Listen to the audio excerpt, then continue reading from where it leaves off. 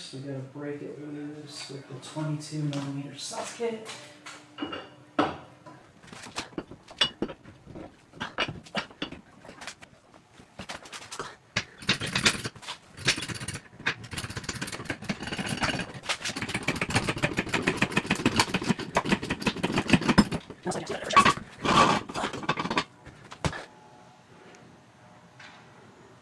.22mm socket.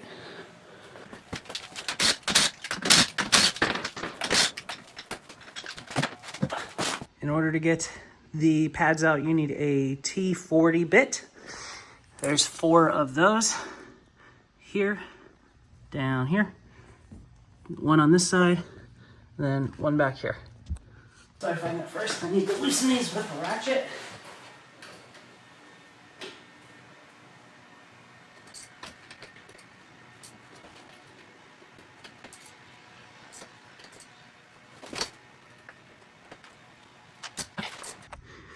And now the impact should do the trick.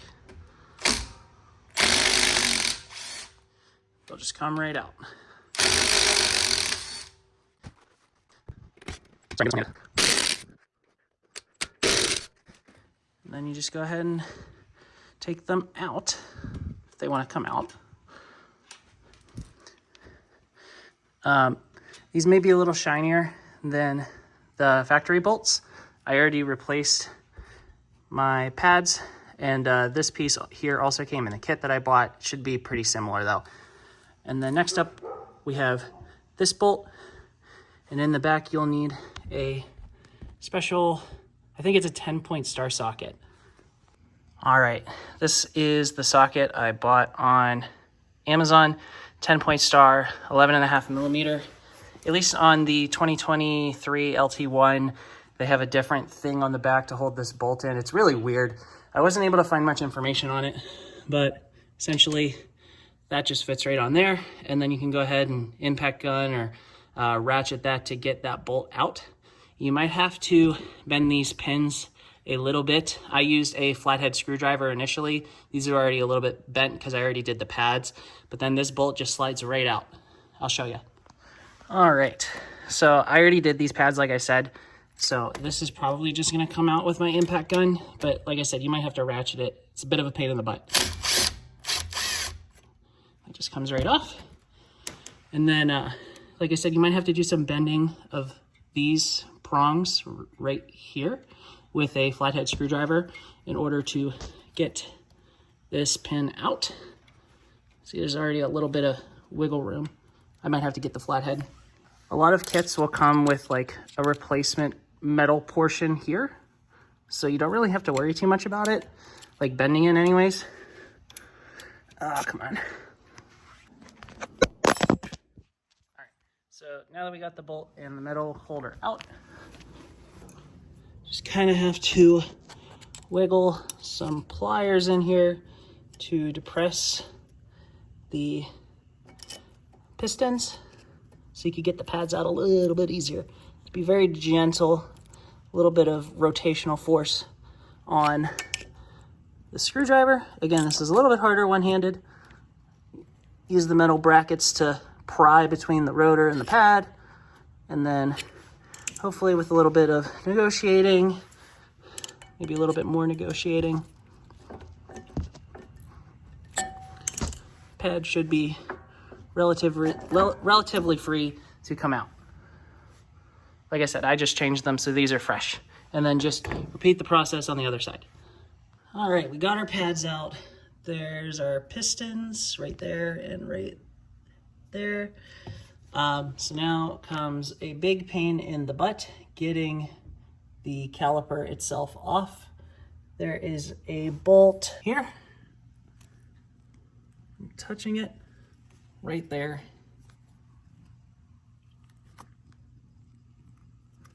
And then there's another one there. Now these bolts, they're 21mm. They're incredibly hard to get to.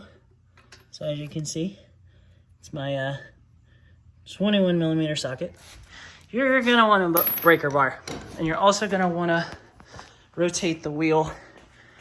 So you want the caliper to be facing like this way.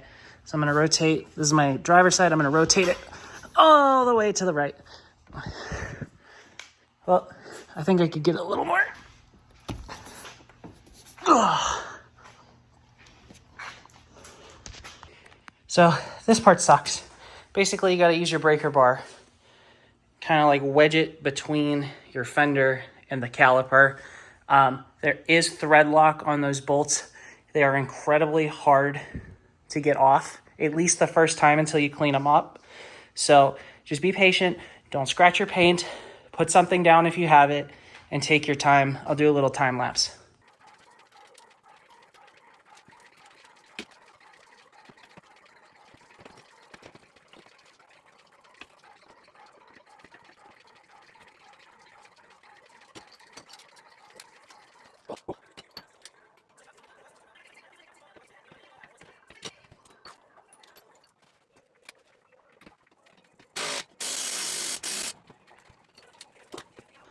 All right, I found that also by using an extension on the breaker bar, it might be easier to get to the top one.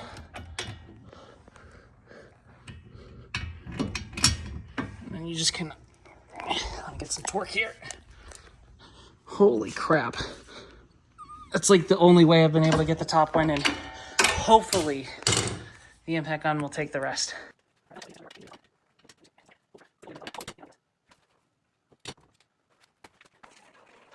All right, so we're lucky. There must not be as much thread lock on these. This one's finally starting to come with the impact gun.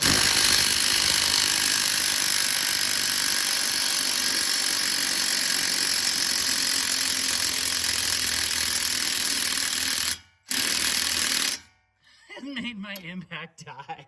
I just charged it. Okay, now we pray.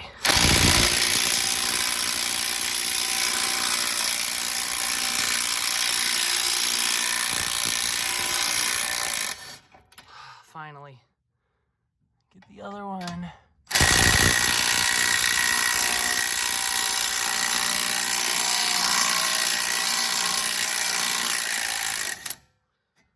Now you could be a real person and get a caliper hanger, but I just had some thick speaker wire laying around, so I just hung it from the spring because that's just how I am.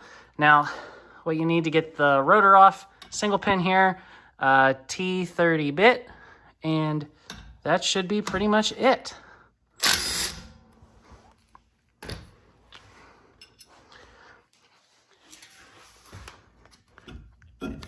It's rather heavy for one hand, so I don't. Then you're good. All right, so once you get your new rotor slid on there, these are drilled and slotted rotors from American Muscle. You just go ahead and basically screw this boy back in.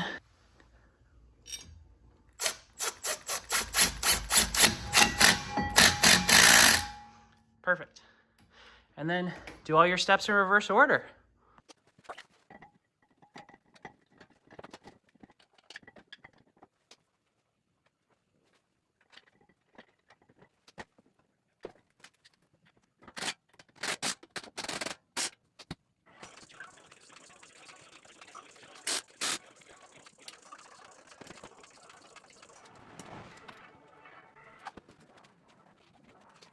All right, so we got the caliper back on. Here's the deal. If you got old pads, it's gonna be maybe half this thickness. So you may have to depress your pistons in between here with a piston depressor tool, and I'll leave that link in the description of this video. Otherwise, I had this pad in the back. Most pads will come with some sort of lubricant between the back of the pad and the piston, so make sure you put on your lubricant. But I'm just basically reinstalling the pads that I already put on here. I was waiting for rotors to come in, so looks like I'm gonna have to, we're good. Mine slid right in. All right, time for the other one. And then I didn't put the big pin in first. I actually did these 4 little pins first, but I didn't tighten them all the way. All right, so just gonna go ahead and feed them through here. Now, I initially tried to buy EBC pads for the Camaro LT1 2023. However, EBC doesn't, at least to my knowledge, doesn't make a pad yet. So I actually just bought pads that were meant for the C8 Corvette Z51. They are exactly the same, minus this whole thingamajig here. So I'm not tightening them all the way, just because I want to have a little wiggle room if I need to move the pad when I put the middle bolt in. So, got to do a little finagling here. I'm getting better at doing this one-handed, I will say. At least it feels like that. All right. Last bolt. Sorry, I lost it on the floor for a second.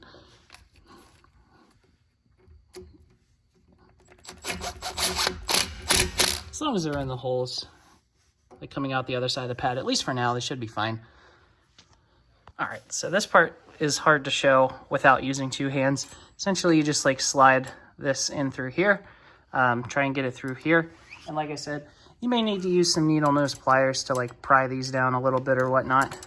But after that, you should kind of just be able to feed it on through. Just kind of have to finagle your own way. And then eventually, oh my gosh, come on. What's it catching on? It's catching on this. And that. Ugh, just requires some negotiating. Oh, and I was banging at this for like 10 minutes the first time. Make sure you rotate this the correct way.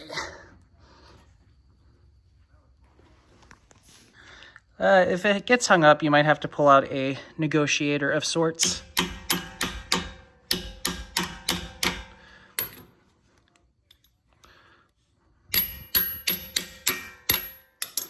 And then hopefully it just makes it easier to slide on in there. All right. Perfect for the most part, for now.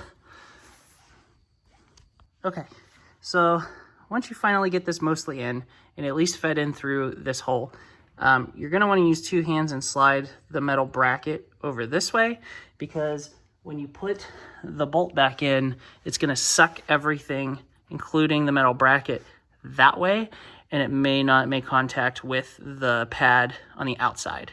So I'm going to go ahead and put the phone down and slide this bracket this way. All right. I also went ahead and I started this bolt. See, it slides the bracket that way. So every now and again, you're just going to have to pry and slide it back, but I can't do it with one hand. So make sure you do that. But yeah, once you're in a position with the bracket where you're comfortable, just go ahead and tighten it down with that 11.5 millimeter 10-point star. And then should be good on that front. Then go ahead and get your T40 back out. Tighten up all your bolts.